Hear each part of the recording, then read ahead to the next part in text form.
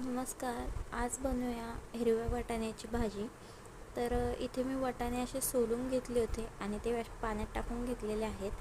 तर कढई छान गरम करून घेतली, त्यामध्ये वाटाणे टाकून घेतले. वाटाणे आपल्याला छान भाजून घ्यायचे आहेत. वाटाणे भाजल्यामुळे भाजीला चव छान येते.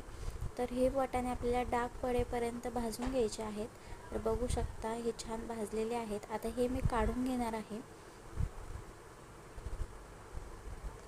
त्याच कढईमध्ये शेंगदाणे घ्यायचे आहेत. थोडंसं तेल टाकायचं आहे आणि शेंगदाणे सुद्धा छान भाजून घ्यायचे आहेत. तर इथे शेंगदाणे भाजून झालेले आहेत. मी हे काढून घेते. आता त्याच्यामध्ये थोडंसं तेल टाकायचं आहे कढईमध्ये आणि यामध्ये आपल्याला धने टाकायचे आहेत 2 चमचे. तर हे धने सुद्धा छान भाजलेले आहेत. हे सुद्धा काढून घ्यायचे आहेत. आता यामध्ये आपल्याला उभा चिरलेला कांदा टाकून घ्यायचा आहे. कांदा पण मस्त भाजून घ्यायचा आहे. अर्धा कांदा भाजून झाला की यामध्ये आपल्याला आलं आणि लसूण याचे तुकडे टाकायचे आहेत. हे पण छान भाजून घ्यायचं आहे. तर बघू शकता तुम्ही इथे आपले कांदा आणि हे भाजलेला आहे. हे पण काढून घ्यायचं आहे. आता हा जो मसाला आहे आपण घेतलेला करून, तर तो थंड करून घ्यायचा आहे आणि मिक्सरला बारीक फिरून घ्यायचा आहे.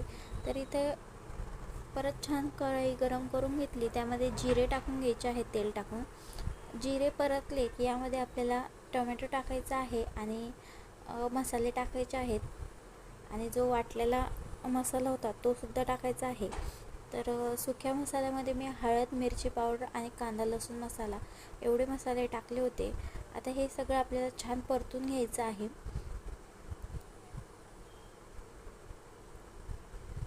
तर हे आपल्याला तेल सुटेपर्यंत परतून घ्यायचं आहे.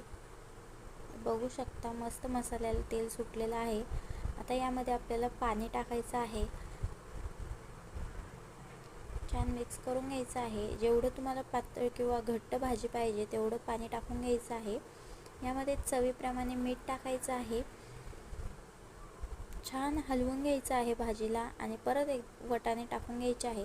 वाटाणे टाकल्यावर परत हलवून घ्यायचं आहे आणि या भाजीला कमी गॅसवर उकळी येऊ द्यायची आहे.